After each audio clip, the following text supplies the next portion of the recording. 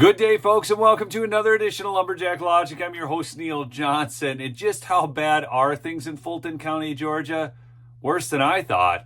This is the craziest exchange between a judge and the attorney of Young Thug Life. That's the rapper in the sweeping RICO case down there with Fonnie Willis. And if you'll recall, Fonnie Willis seems to like RICO cases, even though the apparent RICO, of course, in the Trump case, was the collusion between the White House, J6 committee, and Fulton County. And now we have a RICO case involving officials in Fulton County dealing with a judge who is involved in one-sided communications and not allowing the defense attorney to be present.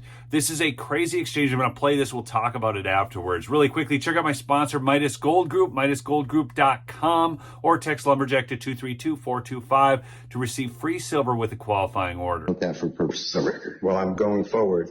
What I was told was that Mr. Copeland said, and you haven't answered my question yet. I'm not going to answer that question. You're not? No, I will not answer that question. Why will you not answer that question? Because I want to make sure that what I say is accurate, and I'm not trying to get anybody else. I'm asking you, how did you get this information? I'm not telling the court. What I'm saying is based upon information. Okay, well, listen, if you don't tell me how you got this information, then you and I are going to have some problems. We can have this. I have problems right now. Okay, I know. Look, I don't want to know about your problems, okay, at this point in time. All I'm asking you at this point in time is, how did you come upon this information? Look, if the case gets reviewed, the record's going to be available for our appellate court and for whatever reason. But it's disturbing that how somehow you have surreptitiously gotten information in regards to the court's private ex parte conversation with a party. I mean, yes. A witness who was sworn in Friday. Okay, so ex parte communication, people. It's just a one-sided communication. So this guy, Steele, is the defense counsel. He's not invited into the judge's chambers where they're talking with a witness, and there's actually allegations of witness tampering and collusion, basically, coercion, witness coercion, and he's not there. These are not legal. Ex parte communications are generally prohibited. And so to avoid the charges of ex parte communications, all parties should be present when the judge is talking to a witness. So what the heck is going on here? And note that the judge isn't concerned about the law. He's just concerned about being found out. He's all upset about who told you this occurred, not the fact that it occurred. The court's telling, this is what I was told. If this is not true, not true. This court handed Mr. Copeland. Tell me how you got the information. Listen, whatever you want to do. Tell me how you got the information, then we can go ahead and go forward. I'm not going to say that. What I'm going to say is this. I was told, and I hope this concerns the court. It concerns me that you have proprietary information. Why is it proprietary? Or information that you should not be having that was ex parte. Why? With a party. Why? State of Georgia. How about the witness? How about Mr. Copeland, who supposedly announced he's not testifying and he'll sit for 2 years, and then supposedly this honorable court, or excuse me, let me rephrase that. This court supposedly said, I can hold you until the end of this trial. Ms. Hilton supposedly said, actually, all of the defendants and then all 26 people are disposed of. If that's true, what this is coercion, witness intimidation, ex parte communications that we have a constitutional right to be present for. So I understand that you're upset towards me, but I don't know what I did. Mr. Steele, I still want to know, how did you come upon this information? I mean, we are discovering just how bad things are in Fulton County, Georgia, where they brought this sweeping case against Trump and his cohorts. And I mean, all you have to do is look at this. Again, the judge is completely unconcerned about the law. He is only concerned about finding out who told the attorney this, how the attorney found out about this. Not that the fact that these are unconstitutional, illegal conversations. This is an absolute crap show, people. And it's insane. Who told you? What I want to know is, why wasn't I there?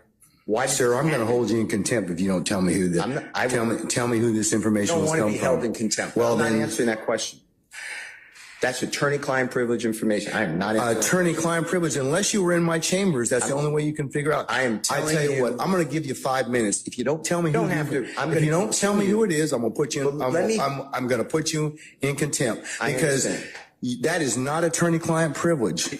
Attorney work product privilege. I am not. How did you get that information supposedly from my chambers? Did somebody tell you? I'm not. You should have told me. You got 5 minutes. Well, I don't need it. I want to continue. You got 5 minutes? This is what I was told. Mr. Copeland made statements that he admitted to killing Donovan Thomas and was. Don't take my notes. No. The attorney's right. The judge should have told him. I mean, the judge is having these one-sided... Look, and then what's really wild, okay, now you see the bailiff moving into position, okay?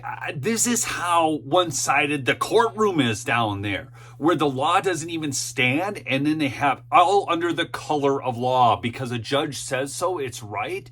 This is complete garbage, what we're seeing here. And as a result, this rapper is going to go free. I mean, this whole thing, and maybe he did bad things. I don't know, but this case is being handled so poorly.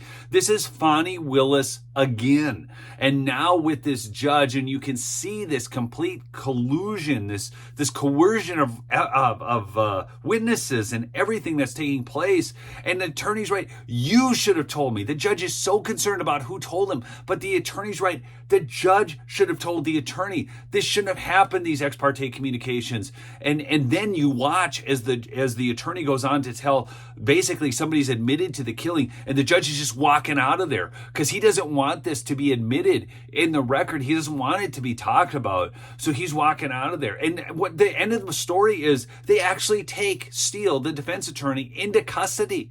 They're putting him in jail for violating what? The judge's question. It's like this video I saw the other day of cops raiding a New York City business. And because of the type of business, I guess New York City can just come in and search. Sounds like unlawful search and seizure. We have absolutely out of control judges, law enforcement officers in this country today that do things under the color of law when the law does not even back them up. If you look at the real law, it's insane. So this is just how bad things are down in Fulton County, Georgia, okay, with Fonnie Willis. And she gets reelected. It's unbelievable. Anyways, folks, again, please go check out my sponsor, Midas Gold Group, MidasGoldGroup.com. Call them at 480-360-3000. These are veteran owners, not commissioned salespeople. Get yourself some real money. We have crazy, turbulent economic times. Inflation is out of control. And this is your hedge against that. So anyways, thanks so much for listening to another episode. If you're new, please do subscribe. We'll see you in the next episode. Peace out.